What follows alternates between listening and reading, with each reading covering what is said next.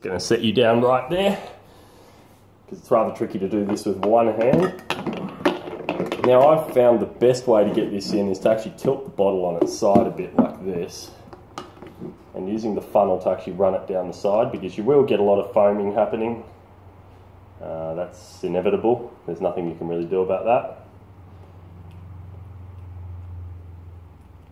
So basically just slowly pour your light beer into the large plastic container.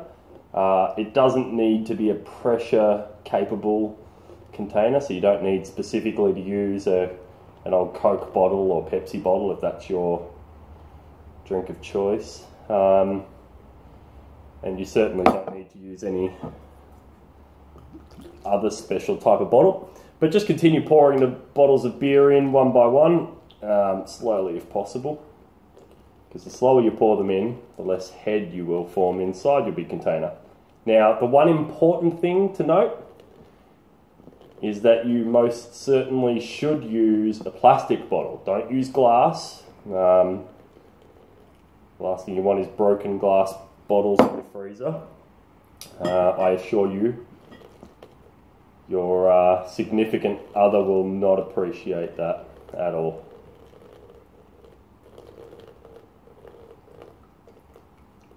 So, just slowly pour your... I'm obviously speeding this up a little bit. Now, when I did this yesterday, I didn't do it slowly, and I ended up with a lot of head in my juice bottle. So, what I'll do is, let's just tip it up so that we form a bit of head, so I can show you what I do to get rid of some head.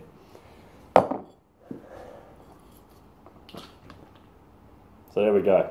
I've now pretty much filled this juice container with head. So let's completely fill it with head. There we go. So now my juice container is completely filled with head, which is a situation you'd like to try and not get yourself into. What I tried in this situation, I tried tapping it, and that does a little bit, knocks a bit of the head out of it. But I found if you squeeze it a little bit until, so if you squeeze it up until, let me show you, I'll bring you up here.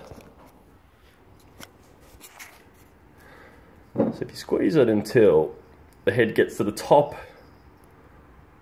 of your juice bottle and then quickly let it drop out, you'll find that breaks those bubbles a lot faster than pretty much any other method I've tried at this point. Now, if you've got a better idea, if you've got a simpler solution, one that might be a bit more technical or a bit more involved and might knock the head out a bit faster, by all means, feel free to put something in the comments below and enlighten me, because I've yet to work anything out that will work better than this or simpler than this. But tapping it will knock the head down a bit as well. So let's set you down again, and I'll finish filling this container, and I'll see you in a second. It's time for another drink of homebrew.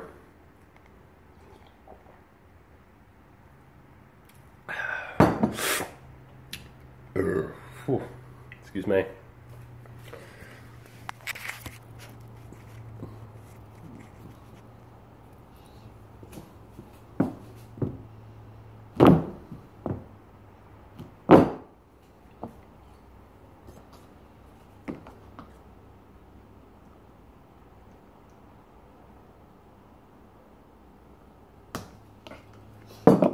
So we're up to the last bottle now.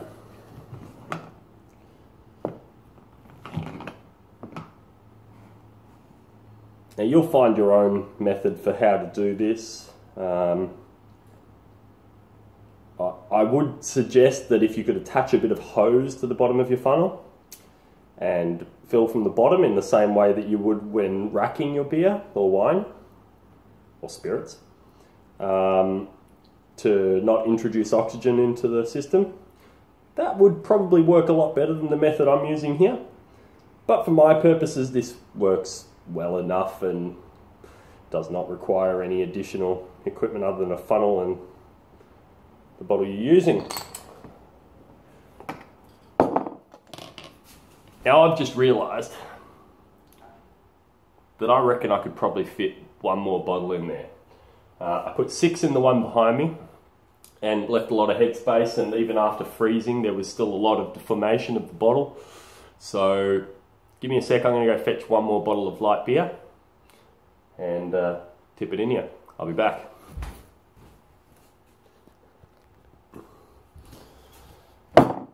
I'm back. Let me get some of these empties out of the way.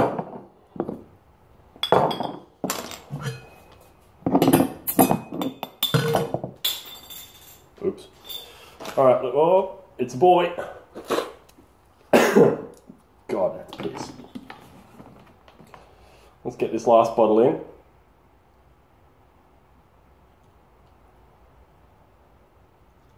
Or as much of it as we can. You do want to leave a little bit of headspace in your juice bottle or bottle of choice for several reasons. One of which is that when you freeze it, freezing causes water to expand. The scientists out there will know that that's one rather remarkable property of water. And the last thing, of course, you want is to waste your very precious light beer, because in this case we are going to make something quite, well, not quite, but reasonably alright out of it. As I said, it will be better, or at the very least stronger, than the original beer. Now, some of you might be wondering why I'm putting my mouth on these things. This is only going to be for me to drink. And at the end of the day, as we all know, once I've frozen this and the alcohol runs over it, alcohol tends to be a pretty good disinfectant, and I'm not that concerned. And at the end of the day, as I said, I am the only one who's going to be consuming this product, so I'm not really that worried. Alright, that's probably about enough. Still a little bit left. I wonder what we'll do with that. Honestly, probably pour it down the drain. It does taste like arse. Now, I am going to squeeze out the foam. And then I'll show you how I seal this, because these juice containers don't seal remarkably well. So we'll get onto that.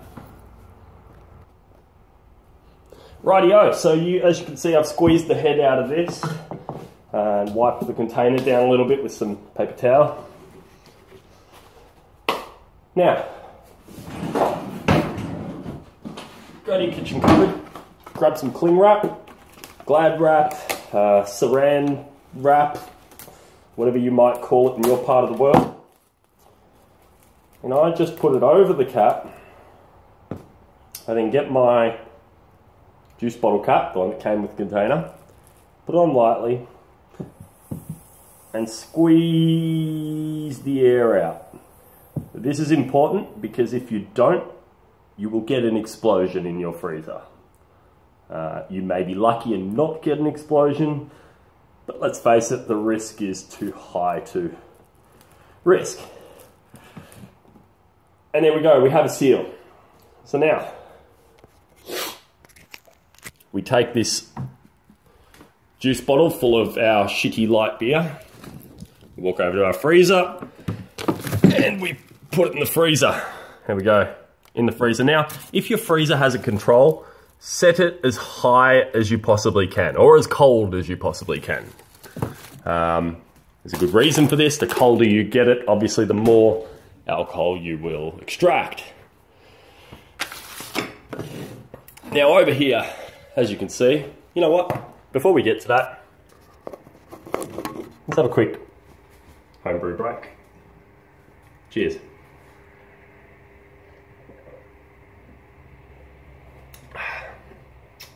Might just top that one up.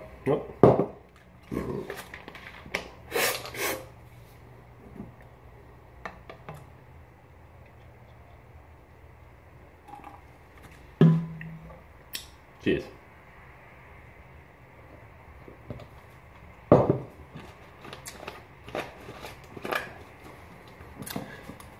And what better thing to go with a homebrew break than a vape break?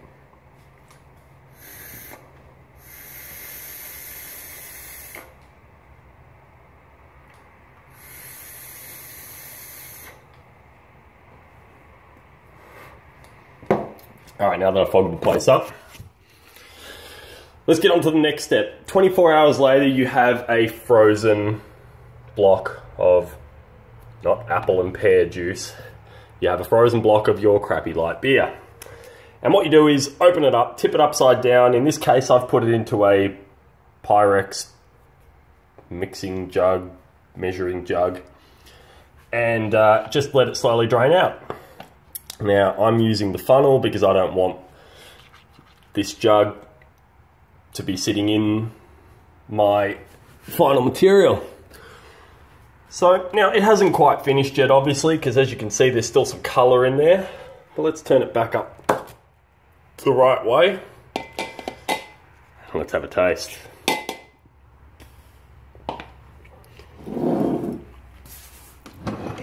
Oop.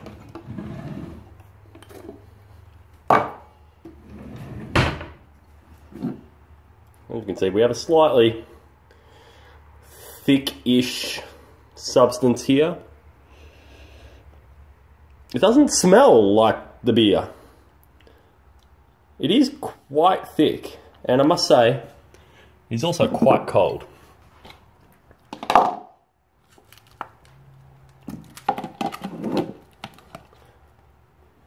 So perhaps it will thicken up as it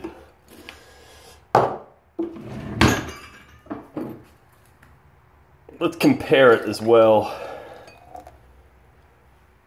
to light beer from whence it came. So, first of all, we're going to try the light beer.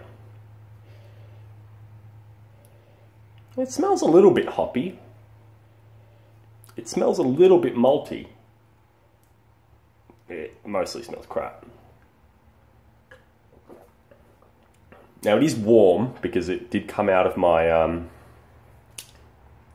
cellar, I suppose.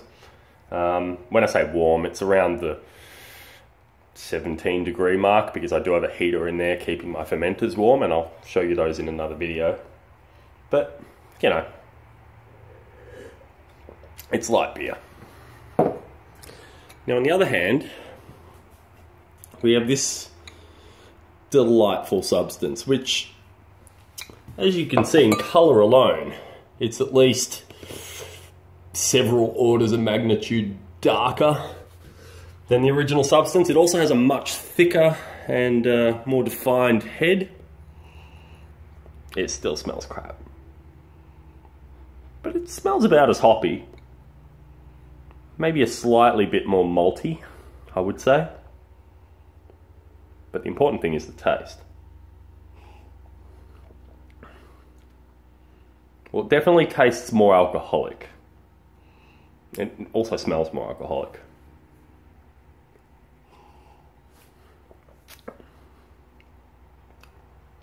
But it doesn't taste bad.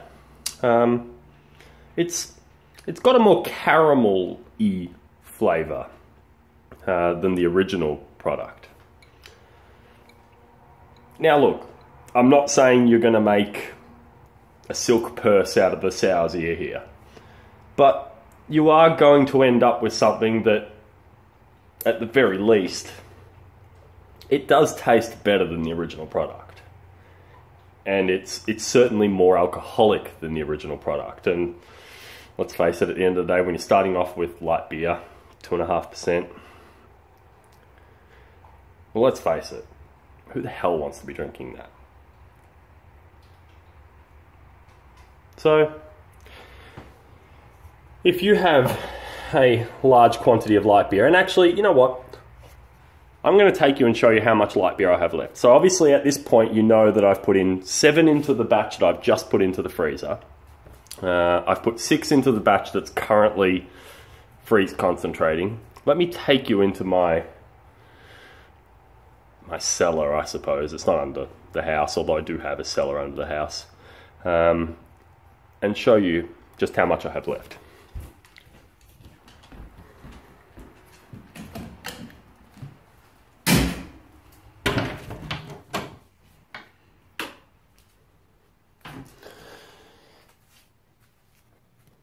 So currently, we still have 3, 5, 7, 9, 11, 12,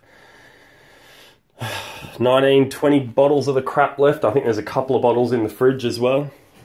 I've no idea why I put them in the fridge. I guess just in case someone comes over and decides they want a light beer. I wouldn't invite those people over.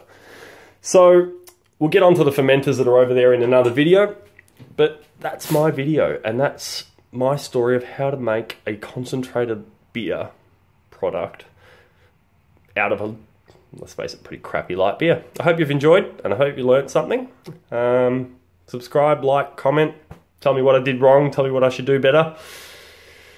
Tell me something else you'd like me to try with this light beer, because as I said, I have 20 bottles left. If you can think of anything I should do with those that might be interesting or informative, let me know, and I'll post it to YouTube. Thanks, guys.